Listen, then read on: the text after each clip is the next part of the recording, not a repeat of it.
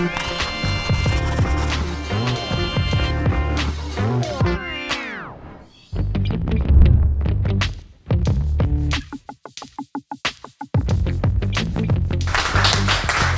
right, so I am here to tell you guys about Docusign's road to React. And first, I would like to gloat about this really lovely first page because it took me about 15 minutes to figure out what to do in PowerPoint. So my name is Joe Cocco. I am an engineering manager here at Docusign. I've been here for about 4 years. And I manage our design system. So really what it is it's a set of CSS assets, some JavaScript components that we share with all of the front-end client teams, and they use that to build their front ends.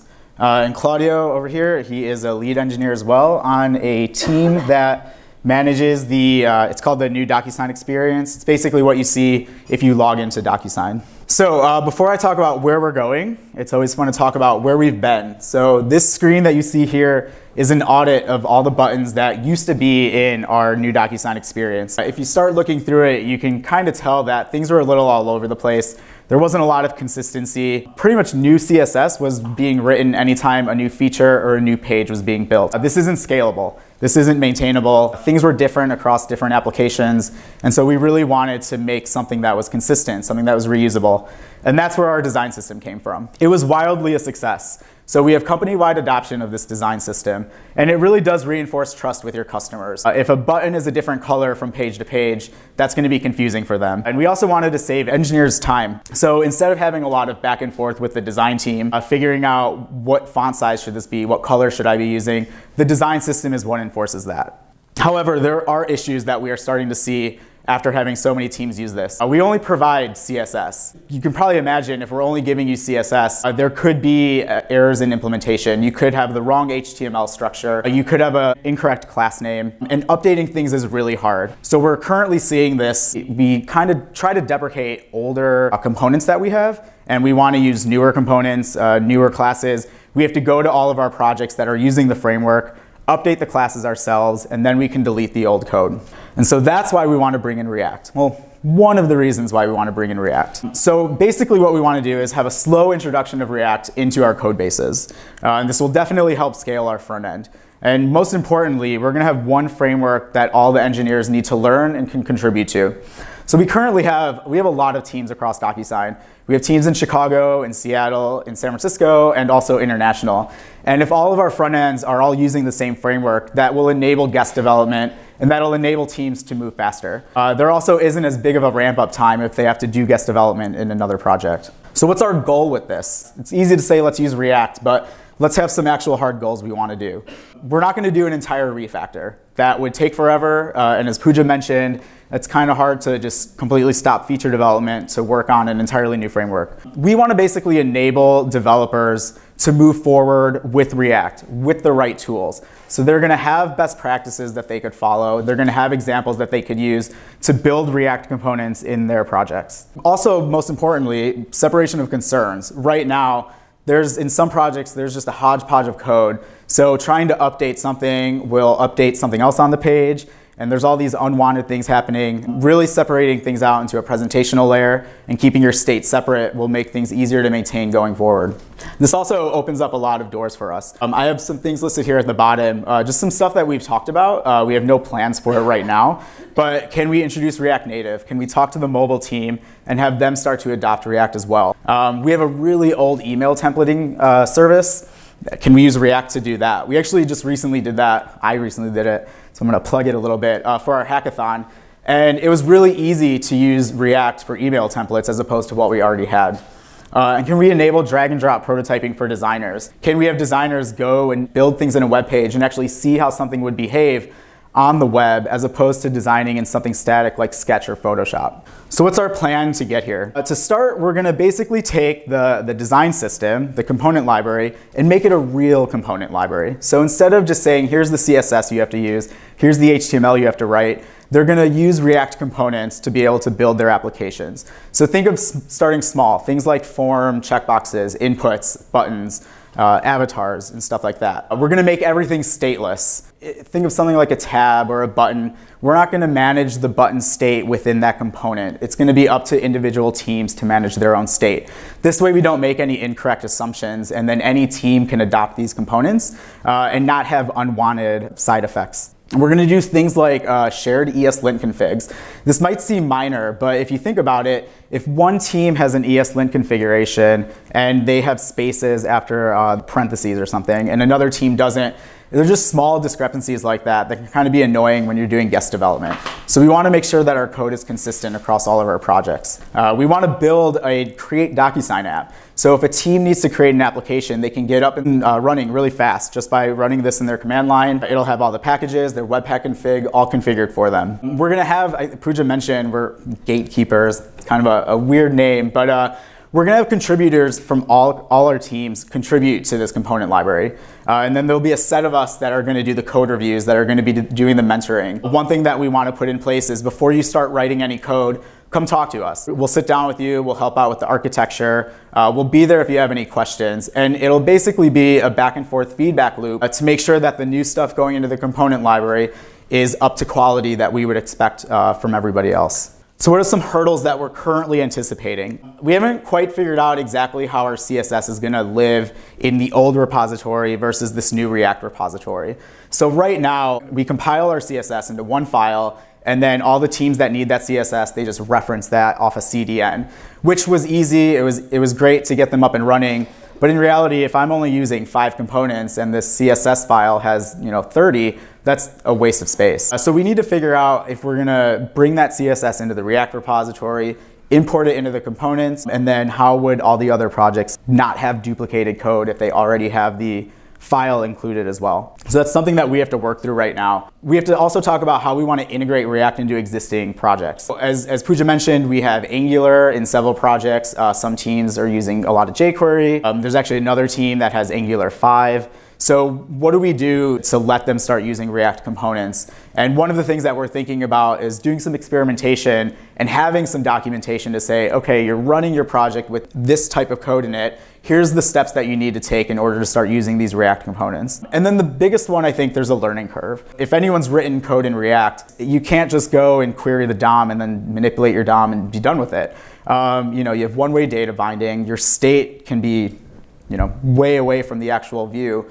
And it's something that I actually struggled with one of the engineers on my team, which is, why can't I just use jQuery to go change this thing over here? And again, it's a different way of thinking. And so one of the things that we want to do is maybe bring some on-site training to train a few of the engineers, and then they can teach the rest of the engineers at Docusign. So these are just some of the things that we're thinking that we're going to have to start overcoming soon. But we're just starting to move forward with getting the basics down and React into our projects. And with that, I will switch over to Claudio. While Joe is talking about how we plan to get React as a platform for everybody at Docusign and facilitate that adoption, I work in a team that only takes care of one product. We kind of started adopting React a while back. There's other teams that are adopting React separately. I want to talk a little bit what that means to us, because this might not be what you think.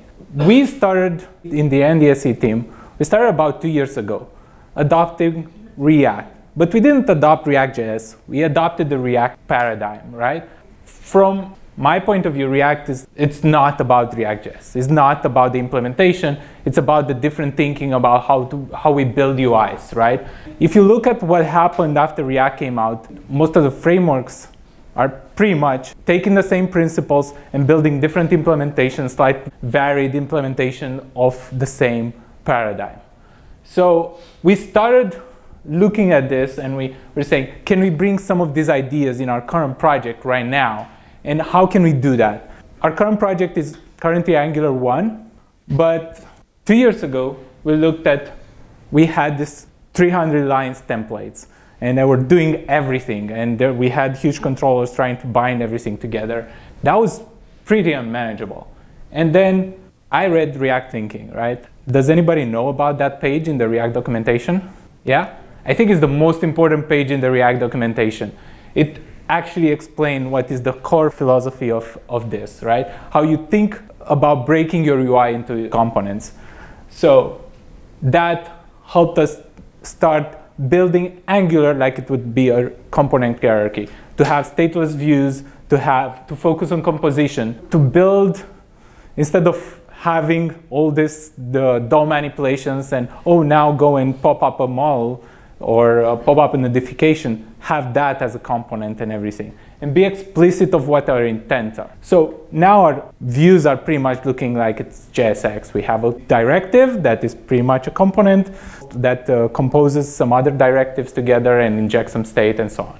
The other thing that we did is look at the state management. We had a really big problem on coordinating our state. Each view was kind of making their own API calls. Then getting that data in asynchronously, changing in one piece, and now trying to get our other UI pieces understand that change, it kind of created a mess. We tried using our models to talk to each other. That was not the best implementation. It created a very complex system. So about that time, Redux came out. Redux was inspired by Elm architecture, so we got to look at that too. And there were some really interesting ideas there. So single source of truth, that helped all our UI be in sync right now. The immutable state helped us decide when something changes. It's really cheap to figure out when the UI is changing. Move all the changes through a very stable list of actions you can take. Have that going through the same funnel that are replayable, so it's easier to debug. Also, that enabled us to do something interesting. We kind of got rid of our controllers. Our controllers are pretty much now map state to props, connect in Redux, in React Redux. It's map state to props and map action to props. We pretty much connect our templates to our state management. And also it allowed us to move the optimizations into the architecture. For example, in Angular, every time you change something, there's a digest loop. We know when something changes. We can batch all those changes and render only once, so we can get some performance benefits out of that. Also, we did a bunch of caching for the API in the same place, because now we know when we make an API call, we know what API calls we make, we know if we need to make them or not, right? Why didn't we go and just use React and Redux? Why did we go to all this trouble to go and make Angular behave like React and like Redux, right? It's hard to go in a cave and come out after a year and say, ta-da, we have a new framework, we have a new product on React. It's really hard to do that when you're running a several $billion company and the main product is what you're building, right? So we had to do this step by step. And I think that's for the best. We had less pressure. We didn't feel like, oh, we have to succeed now. We could focus on one thing at a time. And this is really important, because when you're going to React, coming from any other paradigm, you have to go and learn the syntax, learn the ideas, learn all these ideas in order to build a good React app. If not, you're going to build a very bad React app, let's say. I've seen that happen, and there's no benefit of doing that. We could focus on that one concept at a time. We can understand the architecture. We can understand why we're doing every single step.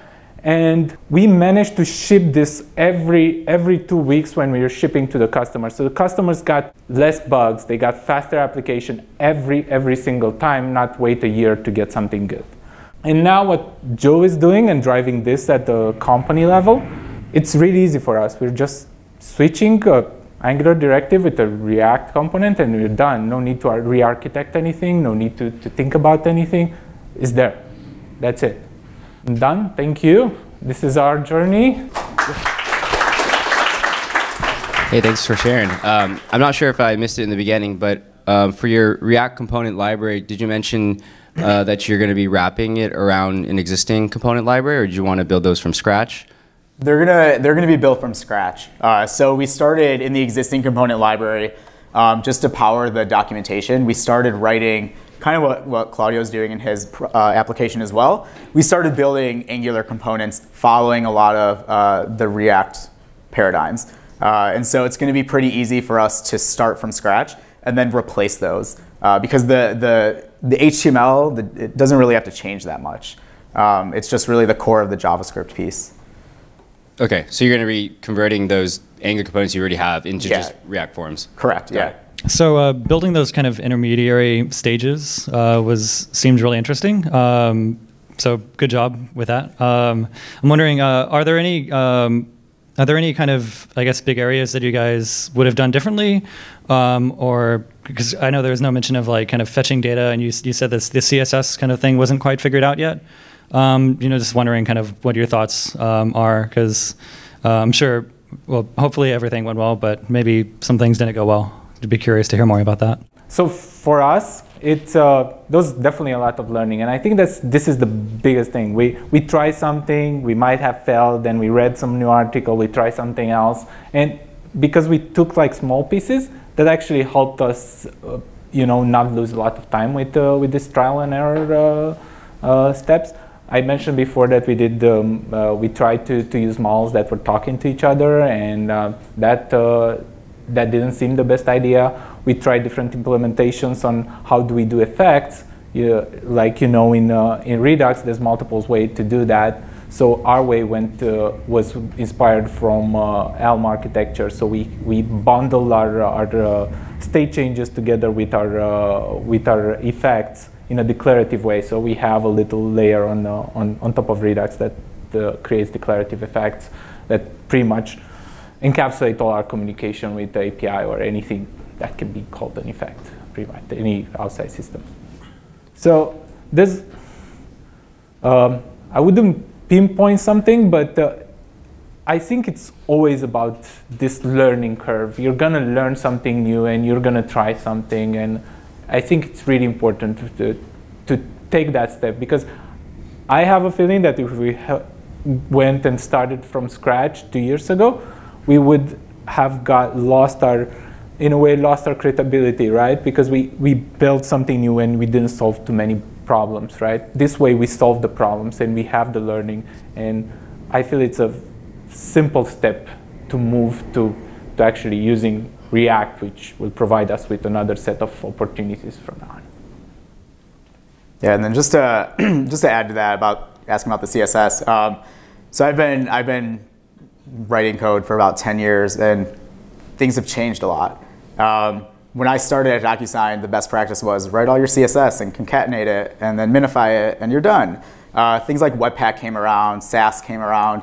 You can import things now. You could separate your code out into different files.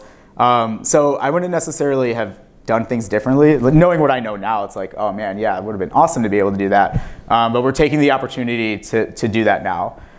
Just looking at what other people are doing, some best practices. And one of the really important things about that, I think why this will be successful, is it's not just Claudio driving this, it's not just me driving it. We have engineers from a bunch of different teams all driving it together.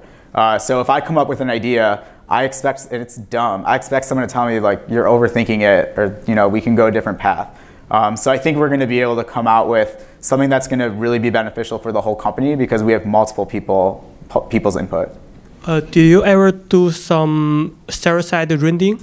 No, everything's client-side. My first project I ever worked on at a different company did server-side rendering with ASPX, but no, not so much. I guess we're not there yet, and we don't plan to do it to move there until we have everything else figured out. So I think it might be a later step. Regarding the components and the CSS, are you gonna go for the CSS and GS approach? It's trendy at the moment. So. I don't know yet. So my team is we're called UI engineers. So the opinion is CSS doesn't belong in JavaScript. But we also have to keep in mind, and I don't know where that's going to end up, but we have to keep in mind that this is a slow transition. So I have to make sure that large minified CSS file that I'm providing to teams, that has to exist still. And that's going to have to exist for a while. As teams slowly get React into their projects, as they slowly use the components that we're building, they'll be able to chip away at that. So I have to figure out, how do I have these components import the CSS, but also how do I create a minified CSS file for these other teams? So I don't know yet. It's kind of up in the air. A very similar question also on CSS. We're actually going through a very similar phase. We're doing a design system, but we're calling it Toolkit. So it's a little different, but same thing. On the CSS, we're exploring a bunch of different options. We ended up deciding not to go with like BEM or style components and all these options and just do it from scratch.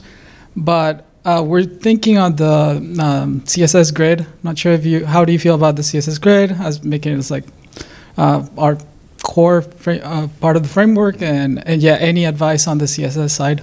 Are you referring to the concept of a grid or the property, the grid property? Grid property. Yeah. We haven't used it at all, mostly because of browser support.